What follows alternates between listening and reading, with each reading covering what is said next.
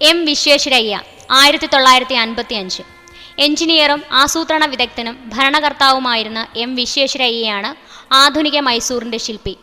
അദ്ദേഹത്തിൻ്റെ ജന്മദിനം ഇന്ത്യയിൽ എഞ്ചിനീയേഴ്സ് ദിനമായി ആചരിക്കുന്നു. 1861 സെപ്റ്റംബർ 15 കർണാടകത്തിലെ കോലാർ ജില്ലയിൽ ജനിച്ചു.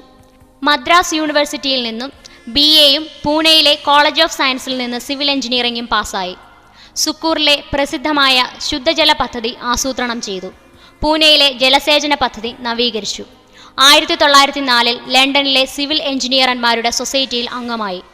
ഹൈദരാബാദ് നഗരത്തിൻ്റെ വെള്ളപ്പൊക്കം ഒഴിവാക്കുന്നതിനുള്ള രൂപരേഖ തയ്യാറാക്കി. 1908 സ്വമേധയാ വിരമിച്ച അദ്ദേഹം പിന്നീട് മൈസൂറിലെ ചീഫ് എഞ്ചിനീയറും ഗവൺമെൻറ് സെക്രട്ടറിയുമായി. മൈസൂറിലെ കൃഷ്ണരാജ സാഗർ അണക്കെട്ട് ആസൂത്രണം ചെയ്തു നിർമ്മിച്ചു. 1912 മൈസൂർ ദിവാനായി. 1916 മൈസൂറിൽ സർവകലാശാല സ്ഥാപിച്ചു. ഇന്ത്യയിൽ ഒരു നാട്ടുരാജ്യത്തിൽ ആരംഭിച്ച ആദ്യ സർവകലാശാലയായിരുന്നു അത്. ദിവാനായിരിക്കെ സർ പദവി ലഭിച്ചു. 1917 അദ്ദേഹം മൈസൂറിൽ എഞ്ചിനീയറിംഗ് കോളേജ് ആരംഭിച്ചു. പിൽക്കാലത്ത് അത് അദ്ദേഹത്തിൻ്റെ പേരിൽ അറിയപ്പെട്ടു.